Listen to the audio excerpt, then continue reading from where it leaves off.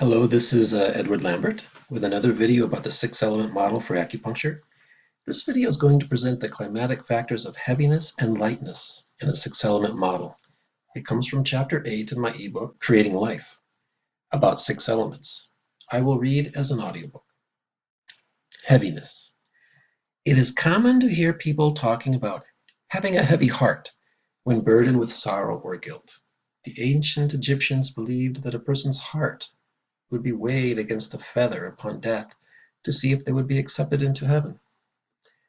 Heaviness is a pathogen that most modern acupuncturists are familiar with, but it is usually called dampness or phlegm. Actually, dampness is a combination of heaviness and wetness. However, heaviness can exist without wetness. Heaviness is a state of inertness, weight, sluggishness, blockage, immovability, mass, thickness, and even paralysis. Let's take a river that is running smoothly through the land. Suddenly a landslide breaks loose from a mountain and comes down to block the flow of the river. The landslide is heavy and dams up the river. The water will accumulate behind the landslide dam. This accumulation would be considered dampness in a diagnosis, but in actuality the real pathogen is the heaviness of the landslide material. Most treatments for this condition would seek to drain the accumulation of water, but what is really needed is a way to remove the heavy earth of the landslide. Once this heavy material is removed, the water will flow smoothly again. As well, the water could be diverted around the heavy earth. Indications of heaviness in the body are down-bearing sensation, heavy limbs, heavy muggy feeling in the head, slowed or blocked circulation, stiffness, fullness, nodules, phlegm, masses, welts, numbness, swelling, and even the distension of qi stagnation. Some diseases of heaviness are food stagnation, stones, scleroderma, uterine fibroids, qi obstructions, clogged vessels, plum pit qi, obesity, and muscle weakness. So it is important in six elementary to distinguish between heaviness and dampness. Dampness is most always heavy in the body, but heaviness is not always damp in the body. Damp heat is a combination of wetness, heat, and heaviness. The main idea here is that heaviness is a pathogen more basic than dampness. Take the wetness and heat out of damp heat and you have heaviness. Phlegm is also a form of heaviness. There are various forms of phlegm in the body. There is dry phlegm, damp phlegm, cold phlegm, hot phlegm, wind phlegm, qi phlegm, and watery phlegm. These are all examples of how heaviness combines with other pathogens to affect problems in the body. Phlegm, by its very nature, is reminiscent of the landslide example above. Phlegm clogs, blocks, and weighs down circulation. It is hard to clear phlegm because of its inertia.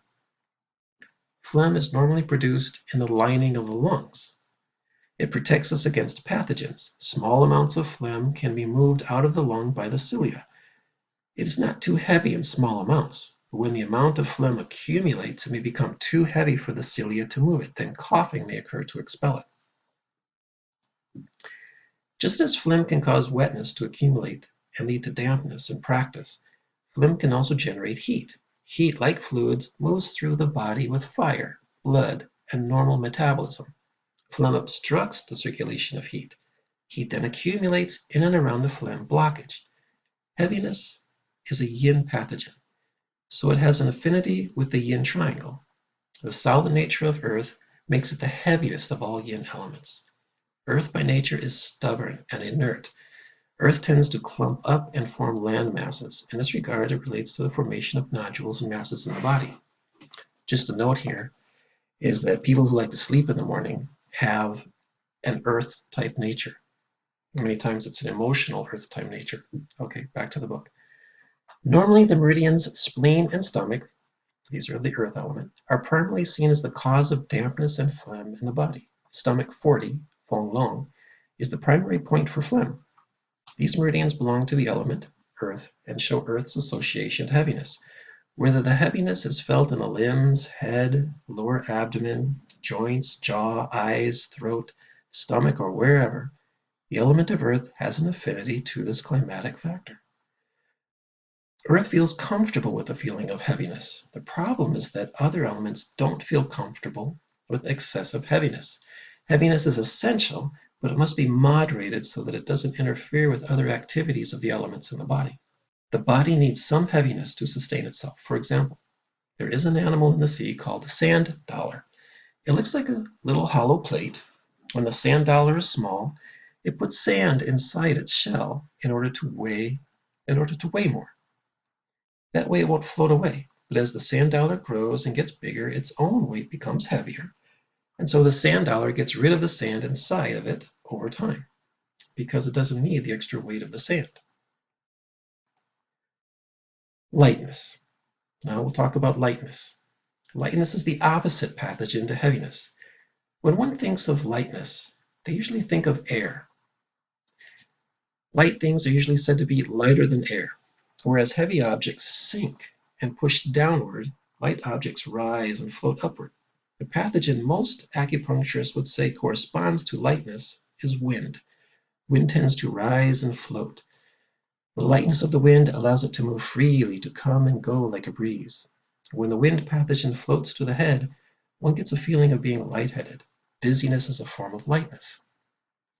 Just as the limbs can feel heavy, they can also feel light and spacey. When a person is ungrounded and spacey, that person is experiencing the pathogen of lightness, which is unbalancing the body-mind. The person feels the need to ground themselves back in the body for some kind of work. They actually need a little more heaviness. Lightness is a yang pathogen, so it has an affinity with the yang triangle. The lightness of metal contrasts the heaviness of the element earth. Metal corresponds to the air of the atmosphere. There is a great difference between the heaviness of earth and the lightness of metal's air, and yet these elements interact so closely. They infuse each other and transform into each other. Earth breathes in air. Air penetrates earth. This is essential for life, just as soils have to be aerated in order to grow plants. Metal initiates the experience of lightness. However, metal is not the lightest element, even though it is related to air. The lightness of metal still has enough substance that it can carry water high into the atmosphere. Metal allows water to form. Without the semi-lightness of metal, water would not form and could not be created. And yet lightness needs to be balanced with the heaviness so that life has roots. Roots are essential to support life. Water vapor rises on the winds of metal high into the atmosphere. There it collects into clouds, which are light and floating in themselves. The yin nature of water develops heaviness in order to fall as rain. But fortunately, water has the capacity to allow itself to become light and float upwards. Water is the lightest of the yin elements. Once the water falls as rain, it continues to flow effortlessly across the heaviness of the land. As long as the land doesn't completely obstruct the flow of water, water will continue to flow. Water reaches a special place where it rests. Here the element seed infuses into the water with its transparent vision. Seed is the lightest of all elements. It is the element with no form, no substance, only function, only presence. Seed is as light as a thought. It has substance, but that substance is so ethereal in nature that its lightness is profound. The pathogen of wind in the body-mind normally comes from the seed element. In six-element theory, seed is the lightest element, with the kind of lightness that penetrates deeply and quietly. The blood of wood acts to receive the lightness of seed to anchor it. However, seed requires boundaries to contain its lightness. Metal normally provides those boundaries within which seed operates. If the boundaries weaken, the lightness of the seed element will leak out. This appears as wind. Over time, this wind progressively dissipates the integrity of seed. The boundaries that metal provides relate to the parameters of a comfort zone. Physiology as well as emotions have limits for each individual. For example, back in history, the Aborigines in Australia could survive the cold nights by lowering their body temperature. They had developed a broader comfort zone. For most people, comfort zones have a narrow range.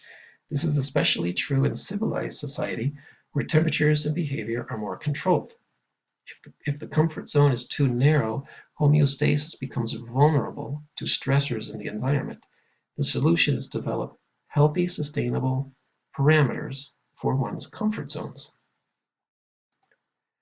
If, on the other hand, a comfort zone is unnaturally too wide, seed is ineffective in establishing a stable homeostasis.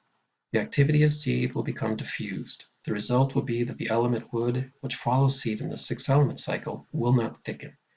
Thus, the blood will not incorporate the potential energy of seed. The blood will be weak. The lightness of seed develops blood. Blood is water thickened with life-empowering substances. The lightness of seed, the seed element, can enter the blood at times. In this case, the blood will appear weak. The blood will begin to float around the body upon the lightness of seed energy. Some describe this feeling as euphoric, because the primordial power of seed has a profound power. But the power is actually being drained. The blood lacks heaviness, which is needed to absorb the power of seed. If the blood becomes too light and begins to move like the wind, the blood will lose touch with the organs, nervous system, sense organs, and skin. It appears as a blood deficiency because the blood has lost contact with the body. When the primordial power of seed becomes drained, the blood becomes weak. The same principle is applied to yuan qi. The seed element and yuan qi are closely related. When yuan qi becomes weak, the blood is weakened. This leads to tremors and tics, mostly noticed around the eye. Heaviness is generated from wood to earth. Lightness is developed from metal to seed. These two climatic factors oppose and at the same time complement each other. This relationship gives the body the ability to accumulate mass or lighten the spirit as the need arises. The body seeks to maintain a harmonious balance between its heaviness and lightness. Still, this balance can be upset. When the person feels too light, there eventually comes the need to ground oneself. When a person feels too heavy and stuck in a rut, there eventually comes the need to be free again, to lighten the spirit. It is wonderful to float high in the heavens while still being rooted in the earth.